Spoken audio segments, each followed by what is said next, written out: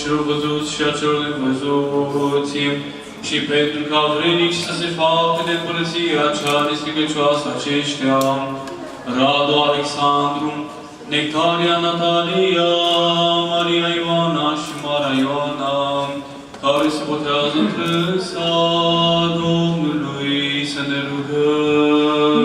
Doamne, miluiește! Pentru aceștia care vin acum la Sfânta Luminare și pentru mântuirea lor și pentru ca să se arate fie luminii și moștenitorei veșnicilor bunătății Domnului, să ne rugăm. Doamne, miluiește! Pentru ca să se facă împreună sădiți și părtași morții și învierii lui Hristos și pentru ca să-și păzească haina botezului și logodirea Duhului neîntinată și fără de prihană în ziua cea înfricoșătoare lui Hristos, Domnului, să ne rugăm. Doamne, miluiește!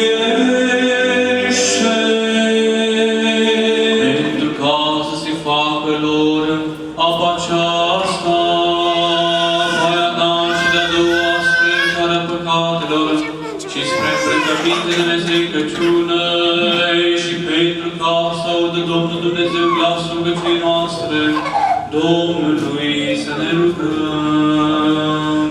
Doamne, miluiește!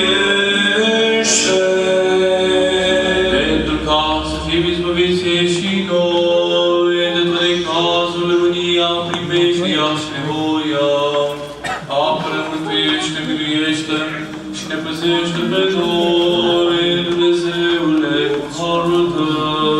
Doamne, miluiește!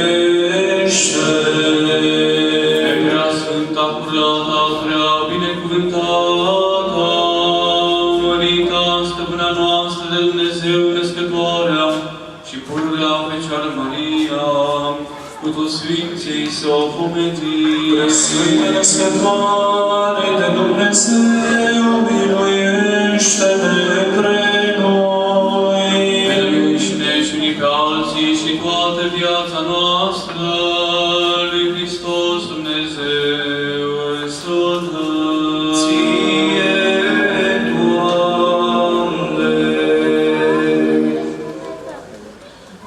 Mare ești, Doamne, și minunate sunt lucrurile Tale și niciun cuvânt nu este de ajuns spre lauda minunilor Tale.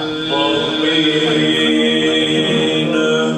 Mare ești, Doamne, și minunate sunt lucrurile Tale și niciun cuvânt nu este de ajuns spre lauda minunilor Tale. Amin. Mare ești, Doamne, și minunate sunt lucrurile Tale și niciun cuvânt nu este de ajuns spre lauda minunilor Tale. Amin. Și aici, iubiți credincioși, spune cartea, afundând preotul mâna dreaptă în apă, face semnul Sfintei Cruci de 3 ori, zicând această rugăciune de invocare a Duhului Sfânt și ea se va sfinți.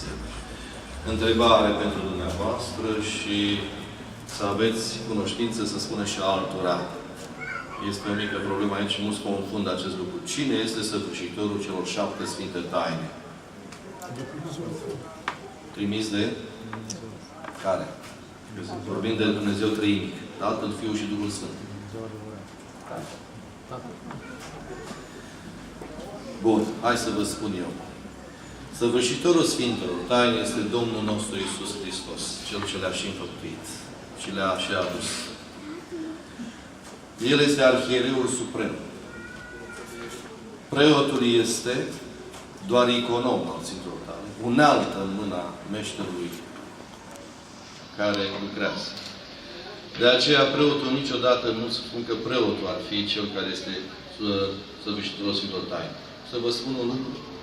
Cele 7 Sfinte Taine, într-adevăr, sunt împărtășite credincioșii prin taina preoției. Dar iată că și aici se arată un lucru, că una dintre Sfintele Taine poate fi săvârșită de oricare dintre dumneavoastră. Puteți să o numiți care este aceea? Taina Sfântului Botez. În cazuri de mare excepție și de urgență.